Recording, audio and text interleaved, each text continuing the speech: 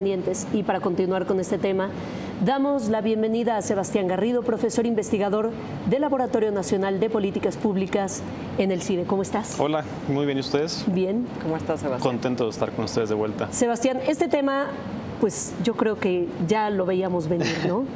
Sí, hace un par de meses que tuve el gusto de estar con ustedes. Me acuerdo que la plática eran dos. Una era los atípicos que yo había detectado en aspirantes acá. Elegantemente llamaste atípicos. Exacto, que yo llamaba atípicos en ese momento porque no teníamos todavía pruebas fehacientes de que hubiera alguna irregularidad.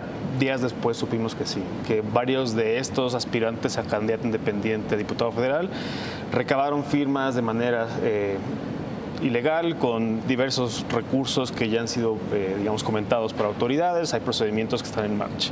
La otra cosa que también platicábamos hace un par de meses era el súbito crecimiento de firmas de Ríos Peter a partir de mediados de diciembre hasta más o menos mediados de enero, ¿no? Y ahora estamos pues en este momento en el que mañana probablemente el INE le diga a la sociedad, digamos, de los tres aspirantes a candidato independiente presidencial, quién de ellos logró juntar las firmas y además lo hizo. Las firmas correctas. Exactamente. Sí, y no sin adelantar vísperas, se ha filtrado que hay una probabilidad de que Ríos Peter quede fuera.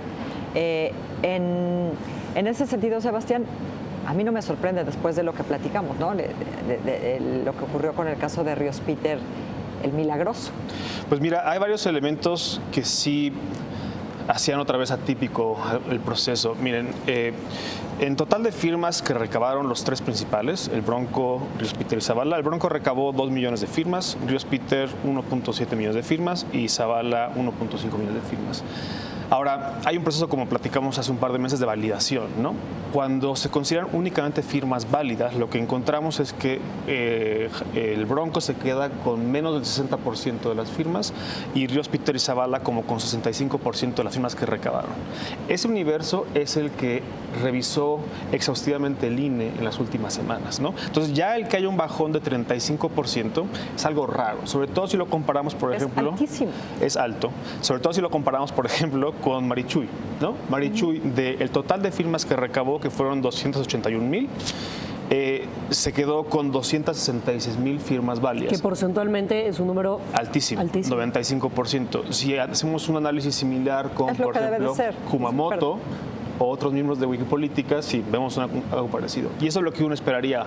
Si no, digamos, hay un par de alternativas. Una es que los que tienen estos porcentajes tan bajos de firmas válidas tuvieron muy mala suerte, que recaban firmas y tuvieron mala suerte porque había errores, o pues que sí, algo irregular hay detrás de todo esto. Sebastián, estamos lamentablemente acostumbrados a los fraudes y a las irregularidades en los procesos electorales, pero esto no sienta un muy mal precedente para un proceso tan nuevo del que estamos aprendiendo. No es una casualidad que haya tantas firmas que no fueran válidas, no fue un error.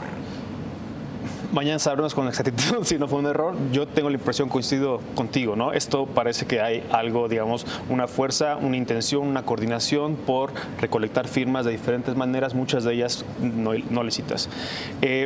Pero también creo que vale la pena matizar, porque todo el énfasis hasta ahora ha sido, a ver, hay un conjunto de aspirantes a candidato independiente, primero diputado federal, que cometieron irregularidades. En el caso de senadores, por ejemplo, los que lograron el mínimo de firmas válidas, en ninguno se les encontró irregularidad. Bueno, a 2, perdón. Eran 9, a 2 se les encontró. ¿Pero cuál era el número de firmas que tenían que recabar? Variaba mucho de un Pero es irrelevante, estado. ¿no? Pero quiero decir, las consigues como debe de ser o no. No, mi punto es que cuando los números son considerablemente más altos y no te alcanzan los recursos, pues tienes que recurrir a lo que sea si francamente quieres aspirar. A ver, hablando de recursos, porque tú has dado también un seguimiento precisamente a cómo se han financiado y qué ingresos han tenido y qué gastos han tenido los aspirantes a candidato independiente. ¿Tú encuentras has encontrado una relación entre cómo gastan y las irregularidades, entre los ingresos que tienen y las irregularidades, o no hay una relación? Yo me he concentrado en el caso de los aspirantes a candidato independiente presidencial únicamente en los tres principales. Entonces ahí no podemos, digamos, establecer una correlación porque los tres lograron juntar el número de firmas válidas y tienen ingresos significativamente diferentes. Por ejemplo, el Bronco logró recaudar 19 millones de pesos, la gran mayoría de simpatizantes. Por su parte, Ríos Peter logró recabar 5.5 millones de pesos, mucho menos. Es decir, el Bronco tiene 350 veces más recursos que Ríos Peter, y después está Zavala con 3.7 millones de pesos, que el Bronco tiene respecto a Zavala 520% más de recursos. ¿Y esos recursos de dónde vienen en el caso de Ríos Peter y de Zavala?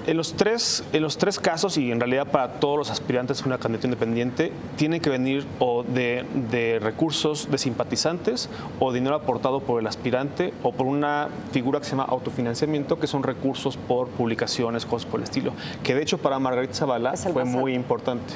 Es el segundo más alto, ¿no?